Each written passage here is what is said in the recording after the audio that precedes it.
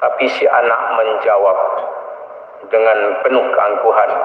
Qala sa'awi ila jabali ya'simuni minal ma'. Ayah, aku enggak perlu bantuanmu. Saya akan mendaki ke gunung sana. Di sanalah tempat aku berlindung. Nabi Nuh sedih. Akibat kesedihannya kandung. Ya kan?